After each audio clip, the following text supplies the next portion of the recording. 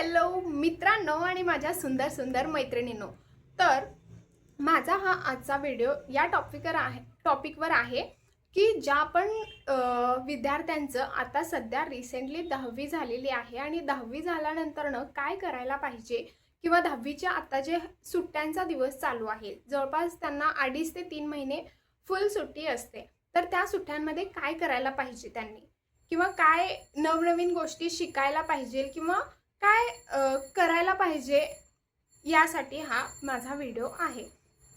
तर पहिली गोष्ट, 10वीच्या सुट्ट्या म्हणजे आयुष्यातल्या खूपच महत्त्वाच्या सुट्ट्या असतात. म्हणजे पूर्ण आयुष्यभरामध्ये तुम्हाला आता इथून पुढे ज्या 1ली ते 10वी पर्यंत सुट्ट्या मिळाल्या त्या ओके होत्या, पण 10वीची सुट्टी खूपच स्पेशली घालवा तुम्ही. कारण की मला किंवा माझ्या ज्या पण लोक आता जॉब करतायत किंवा 12वी नंतरच्या ज्या सुट्ट्या असतात त्या तुम्ही एन्जॉय करू शकत नाही, तर तुमच्या या 10वीच्या सुट्ट्या खूप अनमोल आहेत तुमच्यासाठी आणि त्या सुट्ट्या तुम्ही वाया घालवू नका. तर तुम्हाला जे पण करून घ्यायचं आहे लाईफमध्ये, खूप काही गोष्टी तुम्ही पुढे जाऊन एन्जॉय करू शकत नाही, अशा खूप काही गोष्टी आहेत त्या तुम्ही या 10वीच्या सुट्टीमध्ये करू शकता.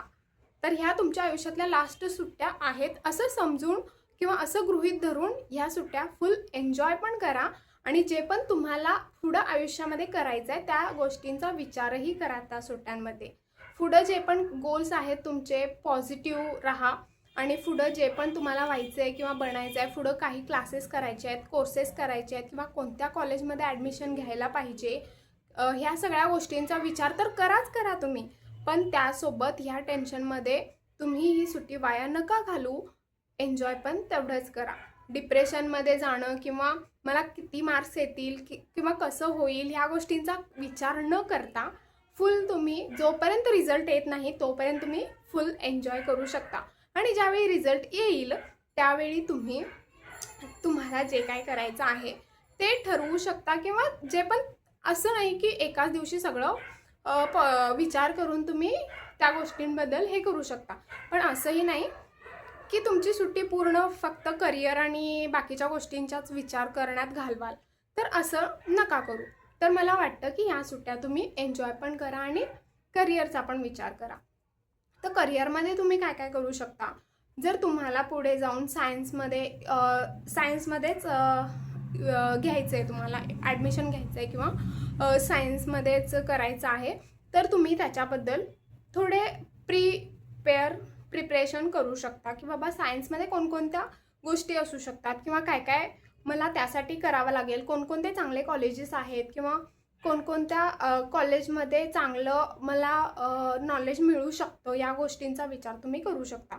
आणि जर कॉमर्स किंवा आर्ट्स या गोष्टींकडे जर तुम्हाला जायचं असेल तर आर्ट्ससाठी पण खूप सारे ऑप्शन्स आहेत आणि खूप साऱ्या गोष्टी आहेत ज्या आर्ट्समध्ये तुम्ही करू शकता. आणि खूप आर्ट्समध्ये जाणं हे पण खूप म्हणजे असं नाही का, एखाद्याला वाटू शकतं की बाबा हा मुलगा किंवा हा मुलगी आर्ट्सचा विचार करते म्हणजे खूप खालच्या लेवलचा विचार करते, तर ते एकदम चुकीचं आहे. आर्ट्समध्ये असणारे लोक पण खूप हुशार असू शकतात आणि खूप टॅलेंटेड असू शकतात नाही ॲक्च्युली असतात. कारण की आर्ट्स प्रत्येकालाच झेपू शकत नाही. अभ्यास करून किंवा पाठांतर करून सगळेजणच एक्झाममध्ये पास होऊ शकतात किंवा रट्टा मारून सगळेजण आजपर्यंत एक्झाम्स पास होऊ शकतात, पण आर्ट्समध्ये जाऊन रट्टा मारण्याची गरज नाही आहे तिथं. तर खरोखर तुमच्या कलेला वाव दिला पाहिजे आणि तुम्ही तुमच्यामध्ये जी पण कला आहे तर ती तिथं एक्सप्रेस करू शकता. आणि कॉमर्सवाले कॉमर्सचा जे विचार करतात किंवा कॉमर्स केलं पाहिजे, ॲक्च्युली त्यांना पहिल्यापासून मॅथ्समध्ये खूप प्रेम असेल आणि प्रेम असू शकतं. मला पण आवडतं मॅथ्स, तरी पण मी नव्हतं कॉमर्स घेतलं, पण मॅथ्समध्ये खूप छान आहेत, अकाउंटिंग वगैरे आवडतं. आणि असं काही नाही अकाउंटिंगच केलं पाहिजे कॉमर्स घेतल्यानंतर, तर असंही नाही आहे. पुढे जाऊन खूप चांगले चांगले कोर्स तुम्ही करू शकता. तर प्रत्येक क्षेत्राला वेगवेगळा दर्जा नाही आहे, तर सेम इक्वल आहे सगळं. सायन्स घेणारे खूप हुशार असतात किंवा आर्ट्स घेणारे खूप खालच्या लेवलचे असतात किंवा मठ्ठ मुलंच आर्ट्स घेतात असं वगैरे काही विचार नसतो. किंवा तुम्हाला जे घ्यायचे त्याच्यामध्ये तुम्ही फक्त 100% आपलं जर दिलं तर तुम्ही लाईफमध्ये नक्कीच सक्सेसफुल होऊ शकता.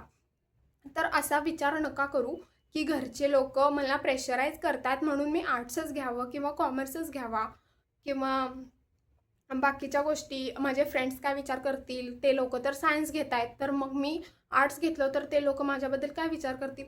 हा विचार अजिबात करू नका, कारण तुमच्या लाईफ आहे आणि तुमच्या लाईफचा विचार तुम्हीच केला पाहिजे. उद्या तुम्हाला जे करायचं होतं ते तुम्ही त्यांच्यामुळे जर नाही करू शकला तर ते लोक निस्तरायला नाही येणार आहेत. त्यामुळे तुम्ही पहिली गोष्ट तुम्हाला जे निवडायचं आहे ते तुम्ही स्वतःहून निवडा. आणि 10वी म्हणजे खूप छोटे आहात असं नाही आहे आणि खूप मोठेही आहात असं नाही आहे, पण 4 लोकांचा सल्ला तर घ्याच, पण जे मनाला वाटतं तेच करा. बस एवढं सांगायचं आहे मला.